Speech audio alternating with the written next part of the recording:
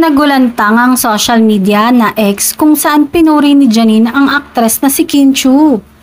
Marami kasi ang nag-akala na si Janine Gutierrez ito. Pero ang Janine na tinutukoy ay ang Asian personality. Ibinahagi kasi ng Singaporean artist na si Janine Stain sa kanyang Instagram story ang reel ni Kim sa pagdalo nito sa Content Asia Awards 2024 noong September 5, Thursday.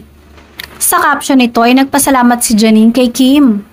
"Thank you Chinita Princess for adding your sparkle to the Content Asia Awards," anya. Nirepost naman ito ng Taiwanese CEO, co-founder at president ng KC Global Media Asia na si George Chen. Ang KC Global Media Asia ay isang entertainment company na may-ari ng mga international paid television channel na AXN, One at Animax. Ang AXN naman ang official broadcast partner ng Content Asia Awards 2024. Pinuri naman ni George si Kim sa kanyang caption.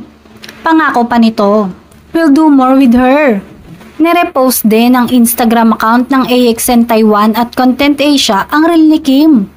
Say pa ng AXN Taiwan, "The Princess." Pinost ng isang netizen sa X ang mga screenshot ng mga nasabing Instagram story na tinag si Kim. Napansin ito ng aktres at nirepost niya na may caption na, "Happy Monday indeed." Tuwang-tuwa nga ang kanyang mga fans sa mga papuri ng mga kilalang Asian personality na gusto pa ngang maka-work siya ulit. "They can't get over you, Kimi. They want more of you.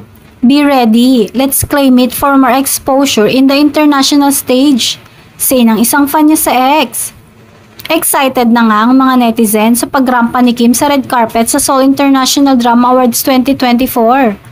Tatanggapin niya ang Outstanding Asian Star Philippine Award, ang kanyang unang international award.